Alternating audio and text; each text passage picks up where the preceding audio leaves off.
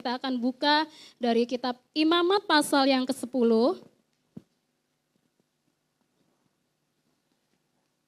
Imamat pasal yang ke-10 ayat 1 sampai dengan ayat 7.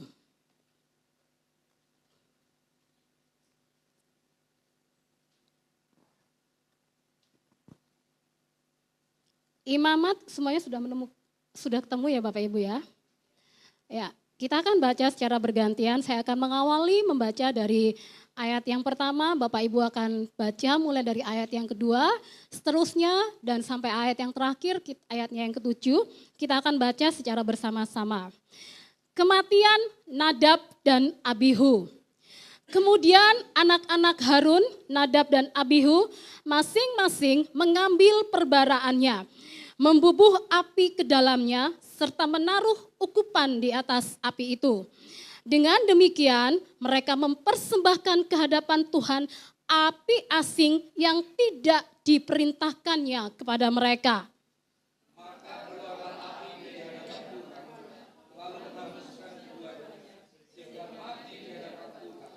Berkatalah Musa kepada Harun, inilah yang difirmankan Tuhan.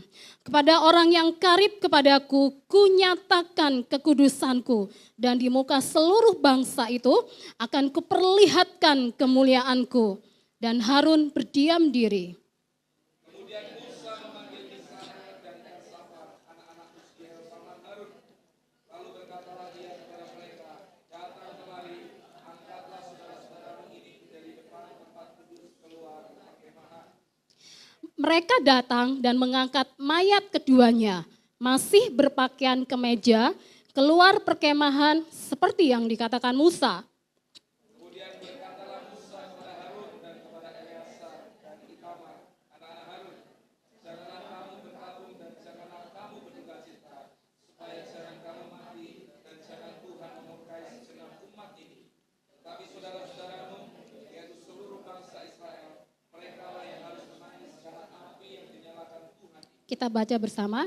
Janganlah kamu pergi dari depan pintu kemah pertemuan, supaya jangan kamu mati, karena minyak urapan Tuhan ada di atasmu. Mereka melakukan sesuai dengan perkataan Musa.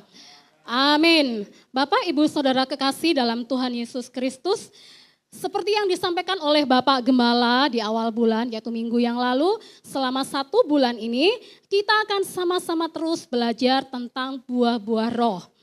Tidak hanya sekedar kita belajar, namun kita juga mau praktek buah-buah roh itu dalam kehidupan hari lepas hari. Amin. Sekali lagi, kita mau belajar untuk praktek.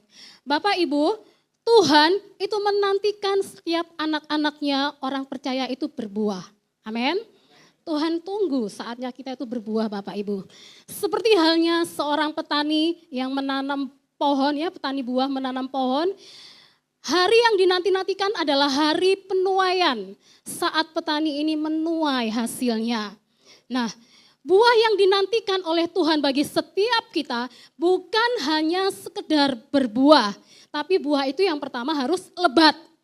Dan yang kedua, buah itu harus manis Bapak Ibu. Saya percaya bahwa untuk menghasilkan buah itu tidak mudah. Petani harus kerja keras. Kalau kita mau berbuah, kita pun juga harus kerja keras Bapak Ibu. Ada harga yang harus dibayar. Ada penundukan diri di bawah kaki Tuhan. Nah, saudara, di dalam Tuhan tidak ada yang namanya karbitan. Tahu ya karbitan Bapak Ibu? Tidak ada. Semuanya berproses. Ya, katakan bersama saya bukan karbitan. Saya berproses. Saya bayar harga. Saya berbuah. Lebat dan manis. Ya, amin saudara. Nah, ya terima kasih Bapak Ibu ya yang ada di lantai 1. Nah, saudara, buah-buah roh dalam kehidupan orang Kristen itu ada 9. Ayo kita ucapkan sama-sama ya. Kasih, sukacita, damai sejahtera, kesabaran, kemurahan, kebaikan, kesetiaan, kelemah lembutan, penguasaan diri. Amin. Siang hari ini sama-sama kita akan belajar dari satu buah roh yang kesembilan, yaitu tentang penguasaan diri. Penguasaan diri atau pengendalian diri. Nah, dari perikop yang kita baca tadi, yaitu tentang kematian Nadab dan Abihu. Saya mau Bapak Ibu tangkap dari cerita ini ya Bapak Ibu ya. Nadab dan Abihu adalah anak dari Imam Harun. Harun punya 4 orang anak. Nadab yang sulung, Abihu, Eleazar, Itamar. Nah, Tuhan memanggil Harun dan juga anak-anaknya untuk melayani Tuhan. Karena mereka juga berasal dari suku Lewi, Bapak Ibu ya. Suku yang dipilih Tuhan untuk melayani Tuhan. Sebagai seorang ayah, sebagai seorang papa, bangga dong ya kalau anak-anaknya itu disertakan dalam pelayanan, dipilih Tuhan, ditunjuk oleh Tuhan. Senang Bapak Ibu ya, bangga ya. Begitu pula dengan Harun. Dan ketika mereka diberi jabatan imam, nggak langsung serta-merta gitu ya Bapak Ibu ya. Ada proses pentahbisan daripada Harun dan anak-anaknya ini. Mereka mendekat dan mereka dibasuh dengan air, diberi kemeja, diberi baju gamis, kemudian baju efod. Nggak hanya itu, mereka pakai ikat pinggang kalau kita baca ya, ikat pinggang, baju efod, kemudian mereka diberi serban di kepala.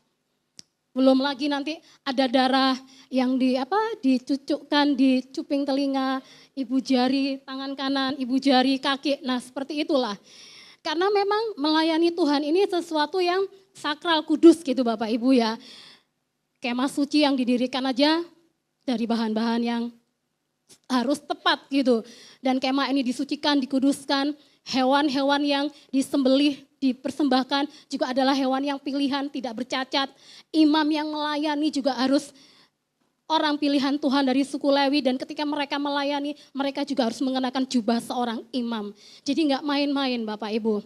Nah, apa yang terjadi dengan Nadab dan Abihu, anak-anak Harun, ketika mereka sudah ditahbiskan dan mereka melakukan tugas pelayanannya, dikatakan anak-anak Harun, Nadab dan Abihu masing-masing mengambil perbaraannya, membubuh api ke dalamnya, serta menaruh ukupan di atas api itu.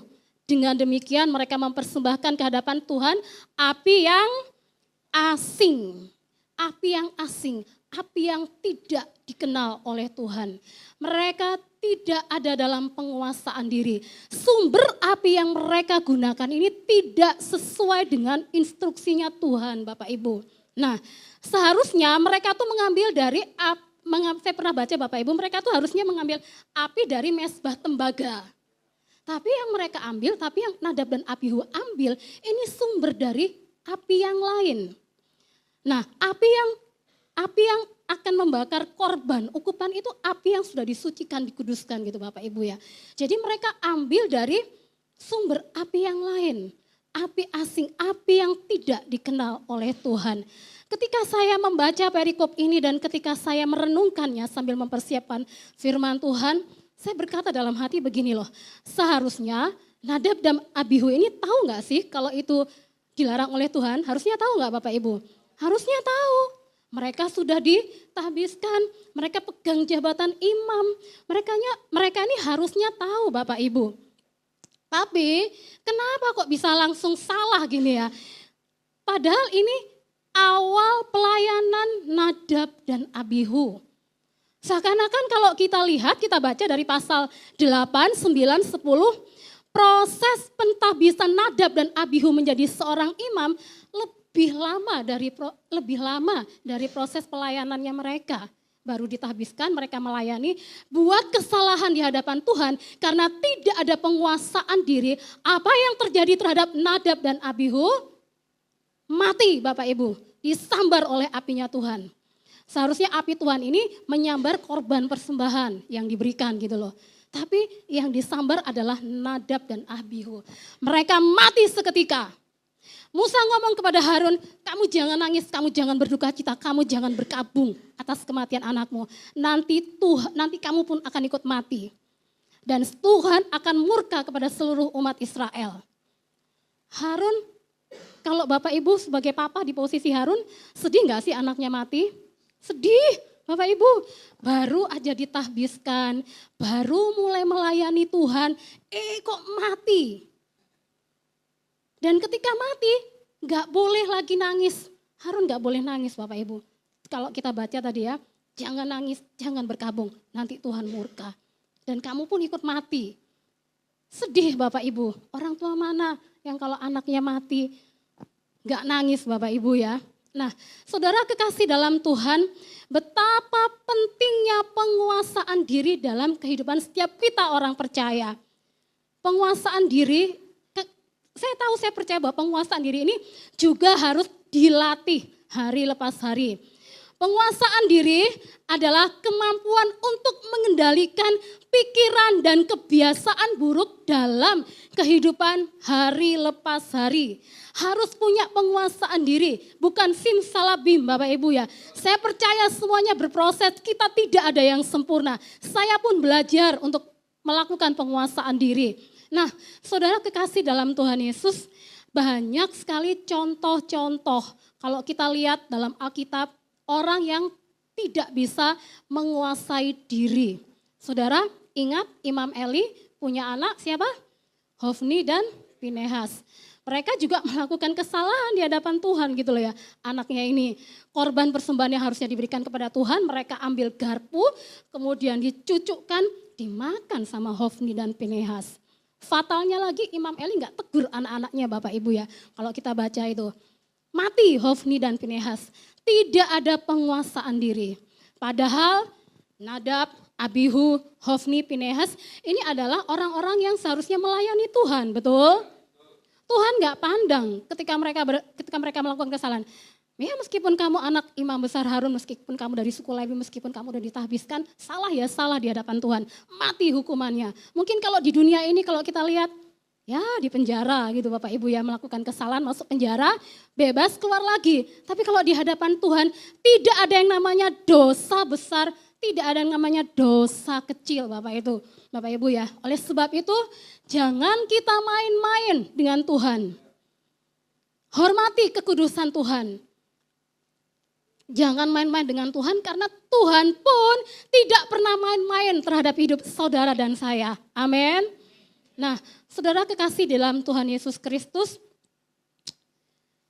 ada pula contoh dalam Alkitab, ada yang mereka tidak bisa menguasai diri, tapi ada juga yang bisa menguasai diri. Ya, masih ingat cerita minggu lalu ketika Yusuf digoda oleh Tante Poti, apakah dia tergoda?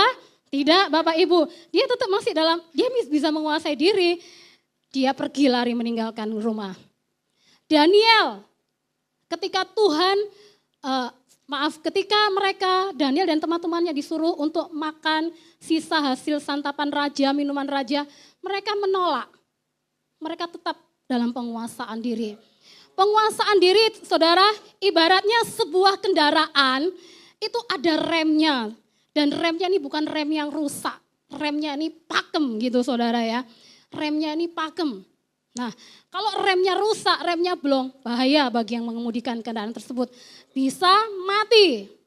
Beberapa waktu yang lalu viral ya di sosial media, ada kendaraan membawa rombongan anak-anak SMA study tour karena remnya blong, banyak yang mati dari pihak murid dan pihak guru. Viral sekali. Nah, seperti itu yang namanya penguasaan diri saudara. Alkitab mengajarkan kita menguasai diri ini, apa saja sih yang harus kita kuasai Bapak Ibu?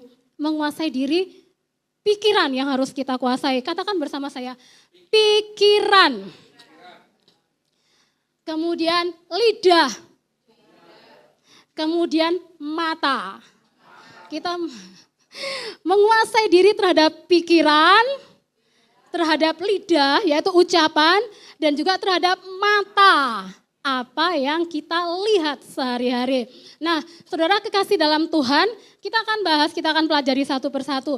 Menguasai diri terhadap pikiran, saudara. Ada ayatnya di dalam Alkitab, aku menaklukkan segala pikiranku di dalam Kristus Yesus gitu ya, saudara ya. Nah, tindakan itu lahir dari sebuah pikiran, betul? Kalau pikiran kita negatif, maka tindakan yang lahir itu juga Negatif. Pikiran kita jelek, tindakannya kita ya tindakan yang jelek gitu loh saudara ya. Tindakan lahir dari pikiran. Mohon maaf, orang yang bunuh diri, sebelumnya dia mikirkan, bunuh diri itu enak ya, mati, sudah lepas dari persoalan di dunia ini. Padahal enggak Bapak Ibu. Pikiran, hati-hati dengan pikiran yang negatif Bapak Ibu ya. Hati-hati. Jikalau pikiran negatif itu datang, intimidasi iblis itu datang, kita harus cepat-cepat kebaskan itu dalam nama Yesus. Dan kita undang mari Roh Kudus, penuhi pikiranku dengan pikiran sorga, dengan pikiran-pikiran Yesus, pikiran-pikiran yang positif, pikiran-pikiran yang baik. Supaya lahir juga tindakan yang baik, tindakan yang positif, tindakan yang diperkenan oleh Tuhan. Saudara, kalau kita lihat orang Kristen, mohon maaf ya, di gereja boleh kita nyanyi, menyembah Tuhan, angkat tangan memuji Tuhan, menangis gitu ya. Kita sujud menyembah, sampai rumah, gak usah jauh-jauh lah ngomong sampai rumah, mungkin sampai parkiran seperti yang Pak Pendeta ceritakan ya minggu lalu, mau parkir ternyata ada yang nyerobot, nyelonong masuk ya. Tetap kita harus punya rem yang pakem Bapak Ibu ya. Ingat, oh iya ya, ada Tuhan dalam hidupku, ada Tuhan dalam hidupku. Aku gak boleh ngomong seperti itu. Tahan sedikit Bapak Ibu, direm sedikit gitu ya, rem. Tanamkan itu di hati pikiran kita. Kalau kita nggak tanamkan itu bablas Bapak Ibu ya. Bablas. Saya punya adik dulu ya, kita gereja, dia naik motor sama temannya boncengan. Bukan untuk putar balik, ada jalur seharusnya bukan untuk putar balik Bapak Ibu. Tapi karena kalau putar balik itu lebih dekat, apa yang dilakukan adik saya dan temannya, mereka putar balik langsung kena polisi gitu ya. Langsung polisinya semprit, waduh mereka minggir. Saya sampai rumah kok anak dua ini belum pulang ya, belum datang. Saya tanya dari mana kok lama? Ketawa ke TV, iya aku kena polisi gini bla bla bla. Loh kenapa? Ya aku putar bukan jalurnya putar balik.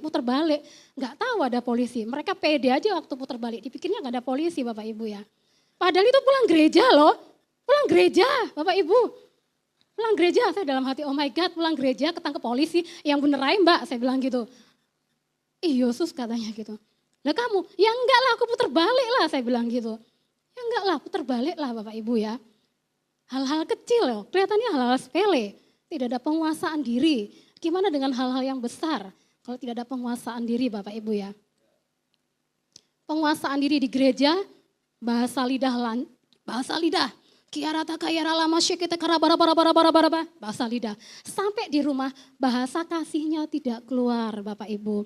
Bahasa kasih terhadap pasangan, suami, istri, kakak, adik, anak, orang tua ke anak. Keluar perkataan-perkataan yang tidak berkenan di hadapan Tuhan. Parahnya lagi kalau sudah seperti itu tidak mau menyadari. Banyak seperti itu, mohon maaf ya. Tambah tepuk dada, enggak mungkin enggak mau aku yang benar kok, situ yang salah kok. Enggak. Bangga, cuma main-main ini membangunkan macan yang tidur dan lain sebagainya. Padahal di gereja bahasa roh, bahasa lidah Bapak Ibu. Sampai di rumah bahasa kasihnya enggak keluar. Saudara, meskipun saya belum menikah, saya ini banyak dicurhati oleh orang-orang yang sudah menikah. Entah itu dari pihak keluarga, dari pihak tante yang sudah 70 tahun ke atas, dari pihak sepupu yang masih seumuran atau mereka ngomong, kadang-kala kirim voice note, mereka katakan, akhirnya yang aku takutkan terjadi juga. Kirim voice note panjang dan lebar, saya dengarkan, waduh, ujung-ujungnya saya ya hampir nangis Bapak Ibu.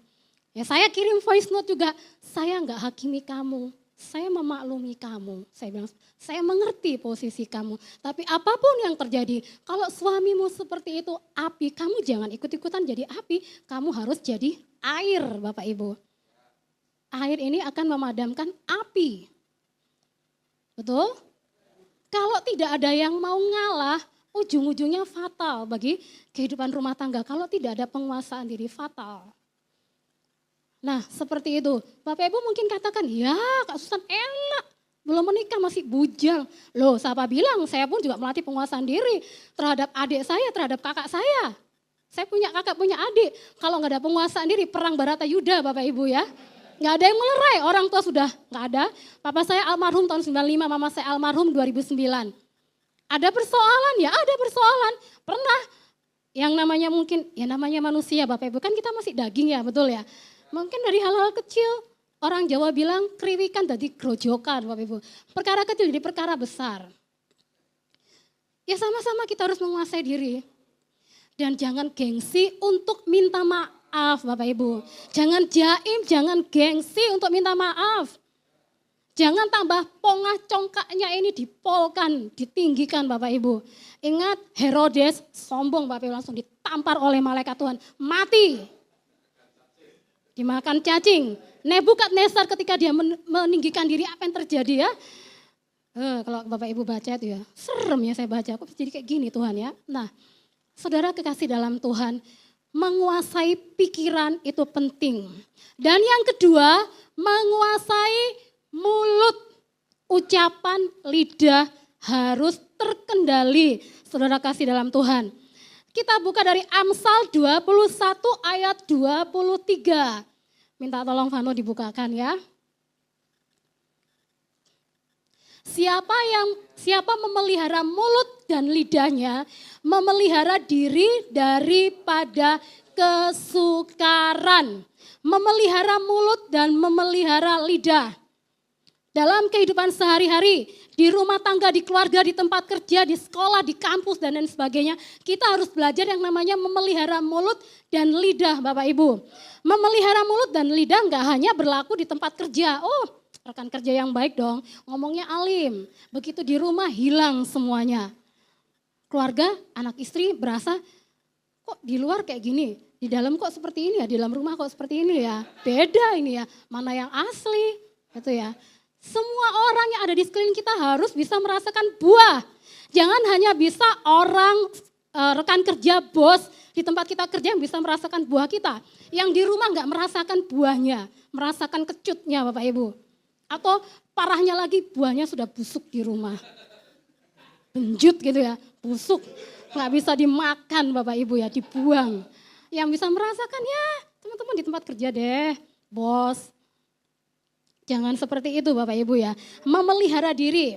Orang tua terhadap anak Bapak Ibu jangan sering ngomong, bodoh nih, goblok ini Bapak Ibu, nakal ini. Ya akan nakal, bodoh seterusnya Bapak Ibu ya. Saya ini ngelesi setiap hari saya itu ngelesi Bapak Ibu ya, anak TK sampai SD. Kadangkala orang tua mereka ya, mohon maaf ya, kadangkala keceplosan gitu loh ya. Yang diajari siapa, yang emosi siapa gitu loh Bapak Ibu ya. Mereka mendengarkan gitu loh, kita ngomong, saya ngajar itu mereka mendengarkan. Loh, yang saya ini ngajar ngomong ke siapa, yang nyaut siapa gitu loh ya.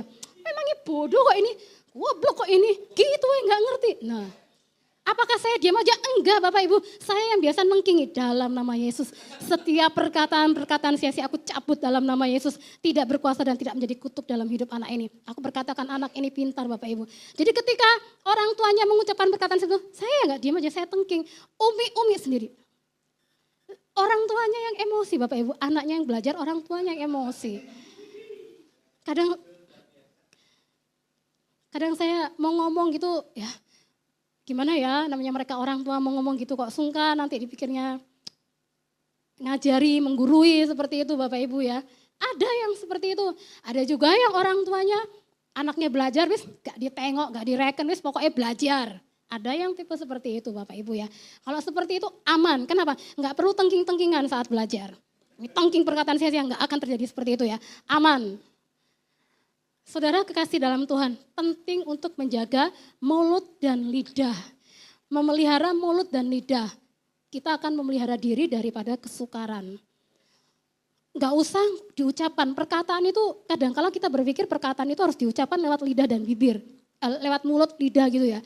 Tapi kadang-kala ada perkataan-perkataan itu yang hanya terpendam di dalam hati loh. Betul? Batin tok. Itu juga kalau salah ya tetap salah di hadapan Tuhan. Enggak usah diucapkan, enggak usah diomong loh Bapak Ibu. Di batin tok aja Tuhan tuh tahu loh. Hanya di batin tok, oh, Tuhan tahu. Cepat-cepat minta ampun saudara ya. Saya pun seperti itu kalau, aduh Tuhan kok gini ya. Aduh Tuhan kok gini ya. Nah kalau kita enggak minta ampun sama Tuhan, enggak ada damai sejahtera, betul? Kalau kita salah, kita nggak sadar, kita nggak minta ampun, kita nggak mohon maaf terhadap orang, kita nggak minta ampun terhadap Tuhan, nggak ada damai sejahtera Bapak Ibu. Percaya? Pernah ngalami? Ya pernah ngalami. Nggak ada damai sejahtera. Kita mau doa nggak bisa. Ujung-ujungnya paling cuma doa makan, doa mau tidur, doa pribadi, mau sate, susah Bapak Ibu ya. Dan yang ketiga, menguasai diri terhadap mata. Apa yang kita lihat. Apa yang kita lihat bisa ada kalanya membuat kita jatuh, membuat kita terjerumus Bapak Ibu. Fatal, hati-hati dengan apa yang kita lihat. Daud, Alkitab mencatat pada akhir tahun ketika semua orang pergi berperang, Daud malah jalan-jalan di atas soto rumah. Betul? Kemudian Daud melihat, wow, ada sesuatu yang bening nih. Bukan sesuatu, someone. Ada seorang yang mandi. Daud lihat, Bapak Ibu. Hey, glowing, beautiful. Tertariklah Daud, jatuh dengan Batsheba.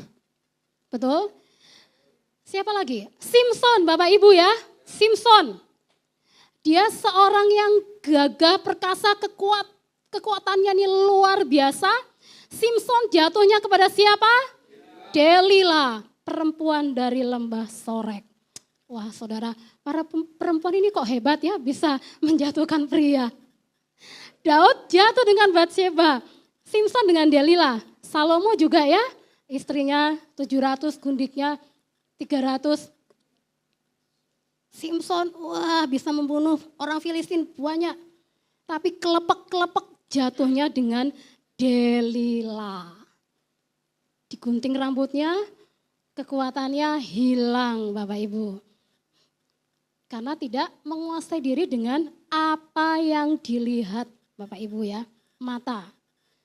Menggiurkan. Waduh. Saudara menguasai diri terhadap makanan. Apa yang kita lihat. Waduh enak sekali ini itu. Waduh rasanya B1, B2, B3 gitu ya. Kalau di mana? Di NTT tuh ya, Faik ya. Kalau kita pergi pesta tuh kita makan daging. Kalau ngomongnya tuh kita makan daging. Karena kita nggak akan ketemu sayur di NTT sana. Kondangan itu semua makanannya daging. Saya pernah ke sana Bapak Ibu, saya bingung sampai sana meja kaki panjang dan meja kaki pendek. Iya Faik ya. Saya bingung, saya tanya sama tante saya, tante ini jadi mau makan mikir meja kaki panjang, kaki pendek. Ini apa mejanya yang kakinya panjang atau hewannya gitu Bapak Ibu ya. Waduh. Pergi makan daging. Jadi kalau mau kondangan nggak ngomongnya pergi ke pesta atau kondangan. Makan daging, pergi makan daging. Kalau orang NTT seperti itu Bapak Ibu, daging semuanya. Om saya pernah ketika ada momen CD ya, kalau orang Protestan itu kan ada CD ya Bapak Ibu ya. Nah orang NTT, orang Ambon kalau momen-momennya CD, mereka itu pasang terop seperti orang pernikahan Bapak Ibu.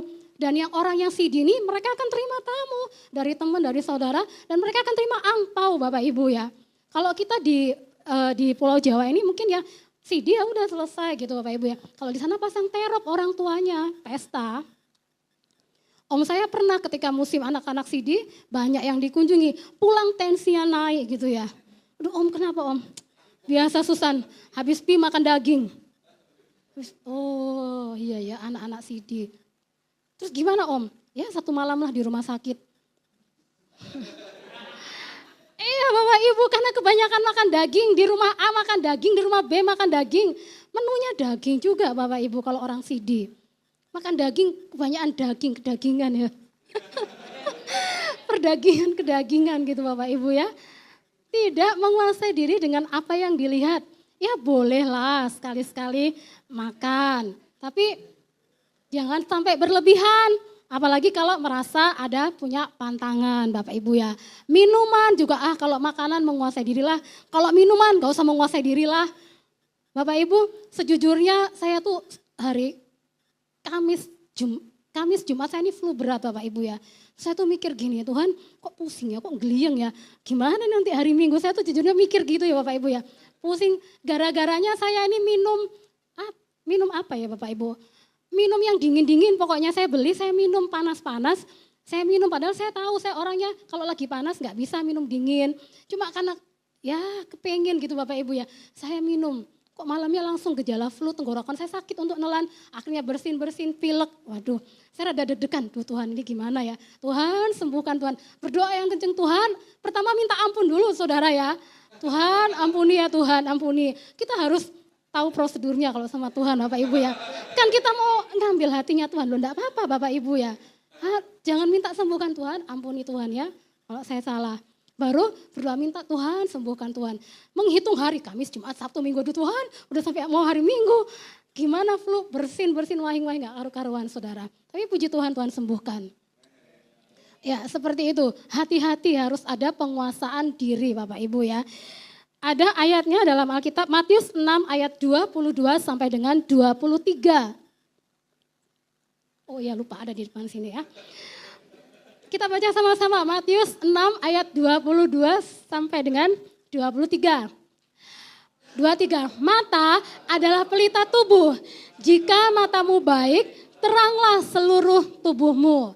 Jika matamu jahat, gelaplah seluruh tubuhmu.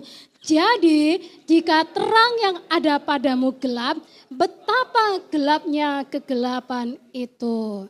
Siapa yang mau matanya baik, terang, matanya baik. Siapa yang mau matanya gelap? Enggak ada Bapak Ibu ya. Matanya terang. Saya suka melihat matanya, siapa tuh Velin ya. Kalau deklarasi, wah senyum kan, senyumnya manis, ada lesung pipi, matanya gede gitu ya. Coba kalau saya yang deklarasi, ya shalom Bapak Ibu sebelum kita mulai. Kalau Velin kan shalom Bapak Ibu. Nah, Bapak Ibu mata terang, mata kita harus yang baik Bapak Ibu, hati-hati. Saudara kasih dalam Tuhan Yesus Kristus seperti yang saya katakan di depan, memang gak mudah, gak gampang. Kita ini berproses.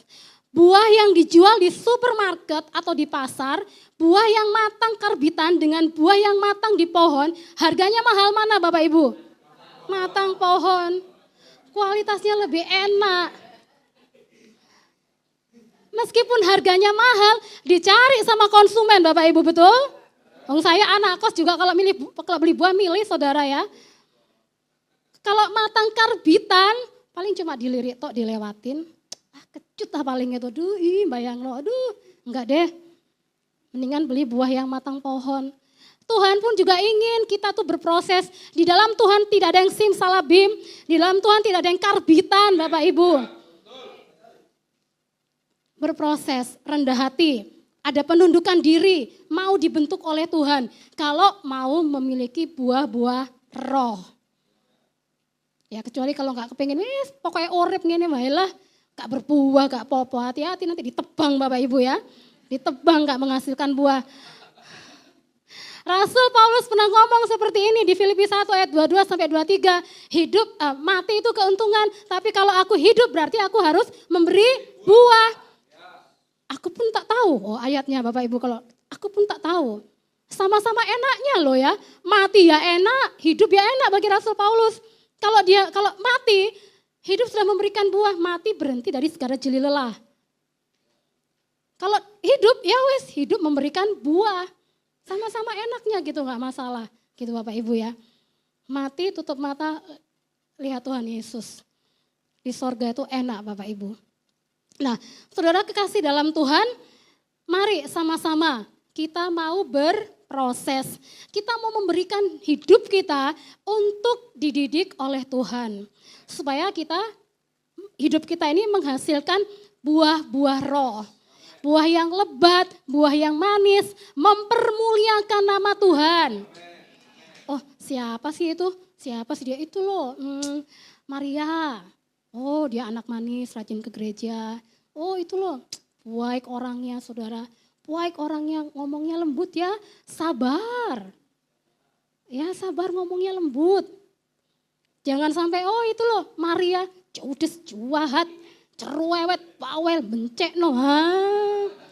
Udah namanya Maria seperti itu. Aduh saudara, kita yang sesama jadi ilfil gitu ya. Waduh, Maria. Oh enggak saudara, ini bukan. Ini Maria pemuji Tuhan ini. Maria Magdalena ya. nama baptisnya Maria Magdalena ya, Ce ya. Oh, bagi orang profetik nama tuh identitas Bapak Ibu ya.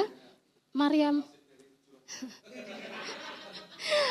Magdalena punya cinta kasih yang besar terhadap Yesus. Ya, saudara kasih dalam Tuhan, jangan sampai ketika Tuhan panggil kita pulang, kita nih belum berbuah. Kita belum melakukan apa-apa buat Tuhan. Jangan sampai Bapak Ibu. Nanti ayat itu jadi mental. Mati keuntungan, enggak, horor itu namanya saudara ya. Mati menakutkan, belum apa-apa Tuhan sudah panggil pulang. Nah saudara, ayo selama kita masih hidup di dunia ini, ayo kita memberi buah. Kita menjadi sebuah pohon yang lebat, menghasilkan buah yang manis Bapak Ibu. Caranya kita harus melekat kepada carang yang benar, kepada carang yang betul. Satu, doa fajar hari Sabtu kemarin disinggung. Jangan-jangan lu gak berbuah karena melekat di carang yang salah ini ya. Kemana kamu melekatnya ya? Oh makanya kok ditunggu-tunggu kok gak berbuah. Oh ujung-ujungnya ketahuan gitu. Melekatnya bukan di carang yang benar Bapak Ibu, carangnya salah. Kalau seperti itu ya udah ganti, melekat cari. Harus menemukan carang yang tepat, yaitu pokok yang benar. Melekatnya harus di pokok yang benar Bapak Ibu. Yaitu Yesus. Amin. Saudara, mengapa sih kita ini harus berbuah saudara ya? Mengapa kita harus berbuah dalam hidup kita? Berbuah itu membentuk kita menjadi pribadi yang lebih dewasa. Secara khusus hari ini adalah penguasaan diri. Mengapa kita harus menguasai diri? Kita harus supaya kita bisa menjadi pribadi yang lebih dewasa. Tidak selama-lamanya menjadi anak-anak. Tidak selamanya menjadi bayi. Bayi, kanak-kanak, remaja, dewasa. Amin. Dan supaya tidak mudah terbawa arus dosa duniawi. Kita perlu yang namanya penguasaan diri. Tidak terbawa arus.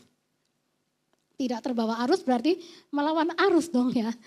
Ikan kalau berenang itu melawan arus atau mengikuti arus saudara? Melawan arus ya. Nah kalau dia mengikuti arus berarti ikannya mati itu saudara ya. Nah seperti itu. Supaya kita perlu menguasai diri. Satu, membentuk kita menjadi pribadi yang lebih dewasa. Dan supaya kita tidak terjerumus dalam perbuatan dosa. Jangan, apalagi kalau sudah punya pengalaman, jangan jatuh pada kesalahan yang sama Bapak Ibu ya. Jangan seperti itu. Siap untuk berbuah Bapak Ibu? Siap untuk berproses? Jangan karbitan ya, sama-sama kita berproses. Saya percaya JKI MCC menghasilkan buah yang lebat. Amin. Buah yang manis. Tidak ada jemaat JKI MCC yang karbitan Bapak Ibu ya. Amin, puji Tuhan. Tuhan Yesus memberkati.